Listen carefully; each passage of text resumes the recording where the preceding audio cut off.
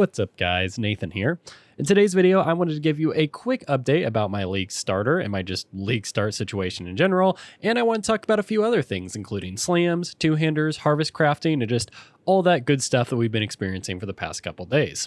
I do apologize for not making my usual experimental starter video. I really only had one skill I wanted to try and that ended up shooting me in the foot as usual, but anyway, I will get into that in just a second. So, without further ado, let's jump into the video. As some of you probably figured out by my community post, I decided to start Penance Brand. Basically, when I saw that gem data reveal, me and then of course I'm sure a lot of other people saw that absurd damage multiplier, the 150% more damage with hits per energy on target, and got super excited. I think a lot of us imagined it would kind of be like a Divine Ire, except for you didn't have to hold still or drop totems. You would just put these little penance brands on the enemies, they would charge up and then they would just explode and deal a shit ton of damage. So my logic was, as long as I had good cast speed, good activation frequency, and I was using Swift brand support, the damage just had to be there. There was no, two ways about it. Unfortunately, I was like super wrong. I spent around 3 hours leveling to Act 5, and it felt really terrible, really not any other way to put it. I just thought it was not a fun skill. I eventually took the activation frequency Hierophant node, and it still felt terrible after that. I was like, at this point, like, okay, I have a ton of more multipliers. I've taken a bunch of cast speed on the tree, and this skill is just unplayable as far as I'm concerned. Maybe I'm a little bit too picky, but I was not having fun with it. So I was telling people Penance Brand sucks, don't waste your time on it. And then I found out that both Gazzy and Mathel thought it was super good. So I felt like an absolute idiot out here. They were in maps, saying the skill's really great and all of this. And I was pretty upset about it. I felt like, what kind of content creator am I if I can't even agree with the big guys on whether or not a skill is strong or bad? I would eventually find out that the only reason why they were making Penance Brand work is because they weren't even killing relevant enemies with it. They just had it on a 4-link for clearing and were using a new cluster notable called Holy Conquest to basically allow it to prolif its explosions. And that's like really, it's just the 4-link. That's really not even the skill at this point. What they're really playing is something called Wave of Conviction Arcanist Brand. That's like the main 5 or 6 link for the kind of people that are playing Penance Brand right now. And what it does is it abuses this bug that currently exists with Wave of Conviction, where if it starts out at the very beginning of its travel bit distance, it apparently hits a single target multiple times. And I've already seen a couple of crazy gifs, and it basically just allows you to completely one-shot bosses if you just have like a little bit of investment on it. I've already seen some gifs posted in my Discord of people just absolutely destroying conkers with this thing. So yeah, the TLDR on Penance Brand, it's pretty good if you can get Holy Conquest, if you can get a lot of cast speed, but it's still at the end of the day, that's just going to be your clearing skill. You can put that on a 4-link or a separate 6-link if you want to use something like a staff. But at the end of the day, your boss and your actual relevant content, if you need to do some single target, you're going to be switching over to this Wave of Conviction Arcanist Brand setup, which is currently exists. Don't know how much longer it's going to exist. This might be a prime candidate for mid-league patch. Hopefully not, because I know a lot of people are dumping currency into it. Anyway, I rerolled at Act 5. I decided I was going to play Toxic Rain Mines because I knew it was strong. I put it on my starter list for a reason, and I usually like minor play styles. I made it to Act 5 again, wasn't having fun, and I was just like, okay, my league start is completely botched. I'm just going to log off and go to sleep for the day. And it wouldn't really be a Nathan League start if I didn't shoot myself in the foot. So is what it is. Basically made 0 progress day 1, made it to Act 5 twice on characters I didn't want to play, decided to turn in for the night, and I figured I would attack the league again in the morning. So day 2, I woke up and I decided, okay, I'm not going to worry about trying some brand new, game-changing thing. I'm not going to try to play something super strong. I'm just going to focus on having fun because that's usually when things work out the best for me. I decided to make a Marauder so I could test out the various slam skills. I've really enjoyed Ground Slam in the past. I've really enjoyed Earthquake in the past. I was like, okay, this is probably going to be fine. There's a lot of new slam skills. At least one of them is probably going to work out for me. I decided to use Ground Slam from level 1, and I was like having so much fun. I just basically leveled through the entire game with it without even thinking about switching. I decided to make a AoE focused Vol Ground Slam Jug using crit two-handed axes, which is kind of weird, but my logic was hopefully the new base damage buffs to two-handed axes will make the Jug not feel too 0 DPS. And then of course you can get a lot of AoE off of Jug, and then Unstoppable is one of my favorite nodes of the game. If you've never played with it, highly recommend you make a Jug like as soon as possible, because being immune to temp chains, being immune to like slows and chills, being stun immune, it's like a really cool, unique benefit of playing Jug. Surprisingly enough, leveling through Harvest was very, very easy with two-handed weapons just because every time I would hit a new act, I would hop into Harvest, I would spam like whatever was the highest item level base I could buy from a vendor with the physical damage crafts, and I'd get myself a decent leveling weapon. Like, I knew it would be pretty easy to use Harvest to get good leveling gear, but this was like out of my mind how easy it was. I think I was like in act 5 or something using a 350 PDPS axe, which I don't know what kind of unique options exist. I didn't even bother looking. I wanted to kind of like SSF it a little bit since I sort of, missed my first day of League Start and whatever. Point is, I was really impressed with the options I was able to get out of the Harvest crafting stuff. And that's part of why I really enjoyed leveling as this Slam Marauder type character. And by the time I hit maps, I was able to drop a Flesh Ripper, which is the best crit base for an axe. It was still very low item level. I just got it in a tier 1 map, but I just, threw it into Harvest and I crafted it to be around 400 physical DPS. Then I put a craft on it, like a master craft for added physical damage. And now it's a 490 physical DPS Flesh Ripper. That means it also has a 7.5% base crit. And this just absolutely has been carrying the hell out of me. I don't even think I got that lucky. All I hit was some like terrible attack speed roll and then, a tier 4 increased physical damage roll. And I'm still just getting, these huge crits when it does actually crit. And I'm really enjoying the crit jug play style that I haven't experienced in a very, very long time. Moral of the story, really, if I would have just started with this day one, not only would I be more progressed, but I would probably be a lot happier with my League Start in general. So just keep this in mind, guys. I've said it before, and I'm going to say it again. Make sure you play in League Start with what you're going to enjoy, because that's what you're going to be the most successful with, especially if you set difficult goals. You're not going to achieve goals that require you to be like 95 plus and killing like endgame bosses if you're not enjoying the build you're going to play. So yeah, that's that. There's my day 2, and at this point, I really don't have any regrets. I'm really glad I re-rolled into something that I'm enjoying. So as you've probably noticed by the background footage, slams are really, really insane. I kind of decided to focus on this quality of life focus build, not like the tankiest thing in the world, not the highest DPS in the world, but just something that I knew would feel good to play. I have the instant seismic war cry on left click, and with my sort of lower attack speed, this is basically always up. That's a 30% more damage multiplier. I have unstoppable on Jug, which I talked about a little bit already, but it feels very nice to play with. You never have to worry about getting slowed or stunned or anything that would just make your character less fun to play. Impaler, which is the new keystone that inflicts additional impales and inflicts impales on nearby targets, which is actually very strong for this playstyle, because if you hit a pack, you impale an enemy, that impale is going to pro lift to a rare enemy that's a little further into the pack, and you actually manage to one-shot rares without even having to apply your impales to it in the first place. Very strong. 7 endurance charges, big physical damage mitigation there, and then over 300% increased AoE with Fist of War support. It's actually just mind-blowing how much AoE you can get right now. I'm sure you guys can see it in the background, but when I have Fist of War up, when I have Seismic Cry up, sometimes I will just hit, I will literally off-screen rares that I never even have to interact with. The thing that's really actually been surprising me the most is that I'm still dealing very decent damage. When I picked a Jug, I figured I would be a little bit on the ZDPS side, because it is kind of a, Pepega Ascendancy. At the end of the day, you're just stacking endurance charges. But when I get a lucky crit, I'm still one-shotting map bosses, and I'm like starting to work my way into early yellow maps. And if I just walk in, I drop my Ancestral War Chief, and I get a nice Fist of War crit, I can literally 1-0 map boss. And if I don't, then I'm probably going to stun the map boss, and then I can spam Vol Ground Slams, which is usually 3. I have 3 charges of Vol Ground Slam, and then hit again with Fist of War. So chances are I'm either one-shotting the map boss, I'm killing it very quickly, or I'm stunning the map boss long enough that it literally does not have a chance to act, which is really interesting. A lot of people don't think about the power of stun, because it's not really a mechanic most people ever want to build around, but when you're indirectly building around it in the form of having very large physical hits, it just becomes this really cool, reliable defensive mechanic. Not to mention that Vol Ground Slam has a guaranteed stun built into it, so if you really are scared, if something really is going to cause you some issues, you can literally just press Vol Ground Slam as a defensive mechanic. When I was doing Uber Lab, I didn't have a ton of damage. That last phase of Azaro took a little bit longer than I would have liked.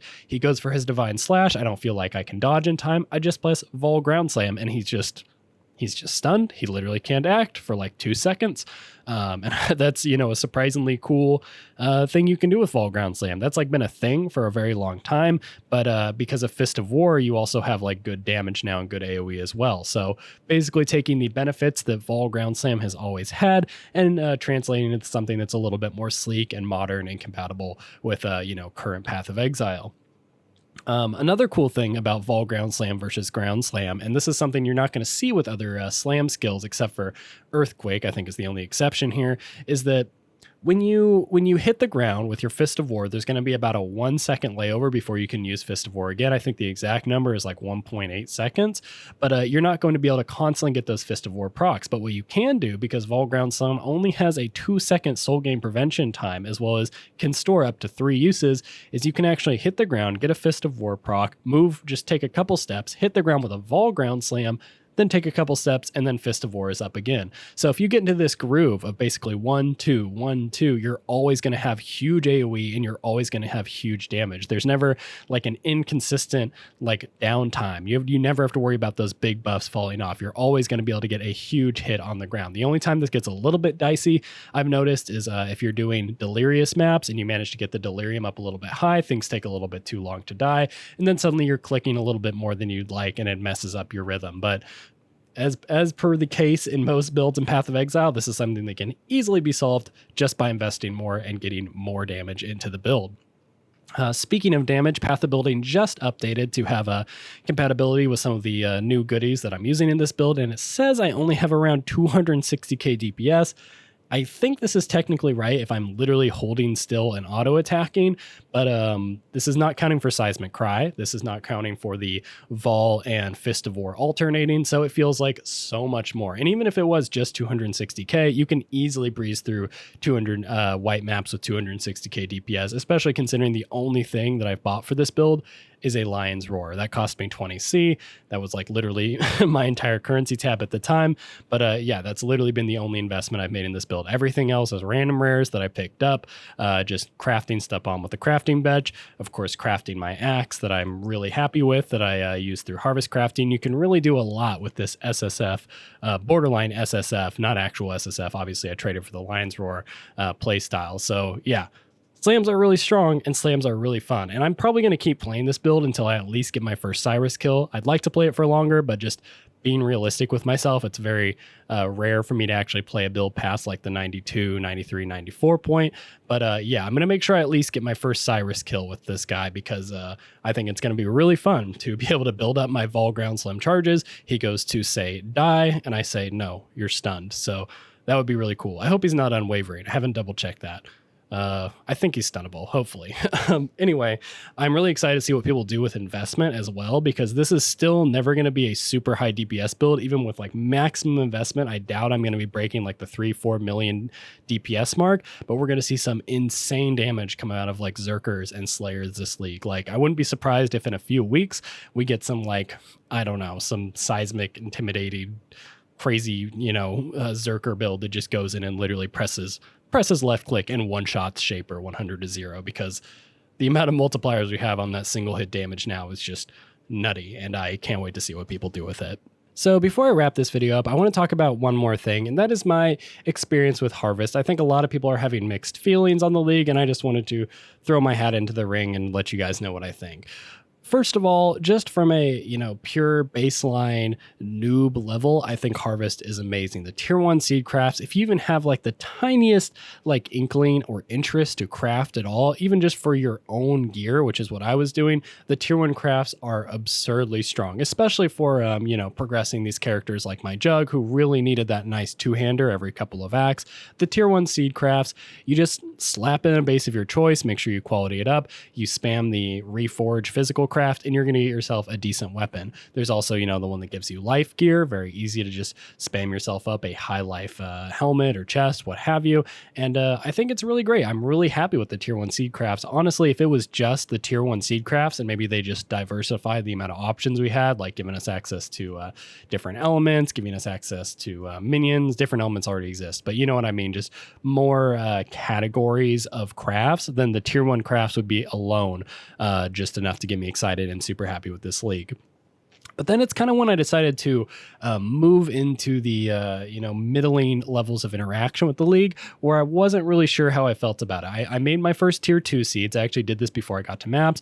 I farmed them out or whatever, and it seemed a little bit complicated to optimize. I was like, okay, I guess I could work on this a little bit. And I said, okay, I'm going to check Reddit and see if anybody has any suggestions on how to be able to effectively farm these tier 2 seeds. Keep in mind, I'm about a day late at this point because I decided to re-roll and I wasn't doing the league mechanic before, and then now I'm really doing the league mechanic. I check Reddit, and of course somebody has already fully solved the league mechanic, which is seemed kind of bizarre to me, but at the same time Reddit does come up with some amazing stuff. But I did that, so I decided to take a look and copy this layout that I saw that was going to apparently give me close to optimal efficiency for farming both tier 2 and tier 3 seeds. Don't get me wrong, I was really glad that it wasn't going to be super complicated, but I just had to get this set up and I would be good to go. But yeah, I got that done. And then I kind of kept looking at Reddit and I was like, okay, I can maybe make some small changes here if I really want to maximize my efficiency. But at this point, with how much I play and how much I want to interact with the league mechanic, which is just enough to sort of get things done, it seemed silly to make any further updates to my garden. So the more I thought about it, the more I realized, hey, this sort of baseline, few hours that I spent to get my garden ready is really all I need. And now I can kind of just take a step back, which is a blessing and a curse. In my opinion, it's mostly a curse, but it is a blessing in the sense that if you really hate this kind of micromanagement stuff, you just do it, you're done, you move on. But I think it's more of a curse because it's do we really want to have a league mechanic that's designed as nothing more than just a barrier for entry? Because right now, that's what the garden feels like to me. It's something you do once, you get set up, and then you just move on. I don't want to really mess with it anymore, but it seems weird that I don't have to. I don't know. I hope you guys are getting the sense of what I'm trying to say here, which is a league mechanic should be designed in a way that continues to reward you if you continue to interact with it, improve the way you interact with it. Whereas this kind of just seems like you get it done and then now you just get to use these cool crafts without actually, giving a shit about your garden because your garden's already been set up. So it's day 3 of the league, and then I really probably am not going to make any more changes to my garden. Maybe some slight min-maxing if I really, really feel the need. But yeah, that seems like kind of a weird way to interact with it. And maybe this is just because I've never played games like Factorio or Dwarf Fortress or RimWorld or anything like that. So maybe I don't understand the appeal of setting something up that's just meant to, automate itself. But it just seems a little bit bizarre to me. And I should point out, I've yet to actually get into boss farming or really abusing anything other than self-crafting with T1s and then just making a little bit of currency off T2s. But and maybe my opinion will change as we learn more. But at this point, the garden just feels like an annoying barrier for entry, and I don't think that's a really cool or interactive league mechanic. I am really excited about the crafts. I'm really excited to see what people are going to make with access to the garden crafts, but it doesn't really feel like at this point the garden is much more than, just this wall you have to slog through before you can start playing the game. Either way, with that sort of pseudo complaint out of the way, I want to say I'm still having a ton of fun with this league. I wish I hadn't started with a couple of things that weren't going to be the most fun for me, but I'm really glad that I found something I enjoy now, and I really cannot wait to share my progression on this character with you guys. I'll probably do a guide or build diary in the coming week. If you guys want to see that, feel free to let me know. Or if you don't feel like watching me on YouTube, you'd rather watch me on Twitch, you can also check me out at twitch.tv/NathanBrotherBob, and I stream every Tuesday, Thursday, and Saturday at 2 p.m. Central Time, and I'm going to continue to progress this jug until I've killed Cyrus at least once, and if I'm still having fun with it, maybe I'll continue to progress it as a jug. Maybe I'll re-roll it into a Zerker for big deeps. Either way, I'm really happy with slams, and I can't wait to keep playing this character. Thank you guys so much for watching. My name's Nathan, and I'll catch you next time. Goodbye, not a cockroach. Thank you so much to my Patreon supporters, Real Human, Zikrak, Squally, David, Zoljan, Coda, Julia, Allen, Kepler, Sparky Kata, Heiser801, Kyle, Logan, Ice Dude, Ginzik, Anonymous, Alex, Orangina, Marius, Bombfair, and Lloyd. You guys are fantastic. Thank you so much for supporting me, and welcome, David, to the team. You're awesome. I appreciate your support. If anyone else is interested in joining my Patreon, you check me out at patreon.com/NathanBrotherBob. If you don't want to give me monies, you can also follow me on Twitter at NathanBroBob or on Instagram at NathanWalkerYT. You can also join my Discord there in the top right-hand corner, and that's also free. And we got a bunch of fine folks. We actually have a fun little ladder going right now. See who can get level 100 first. I can give you one little spoiler alert. It's not going to be me. And I also have my Twitch there in the bottom left-hand corner. I already talked about that a little bit, but if you have a Twitch Prime sub laying around, I would also, appreciate that. That would be cool. I like money. Helps me eat food. Yeah. Thanks for watching, and I'll catch you next time.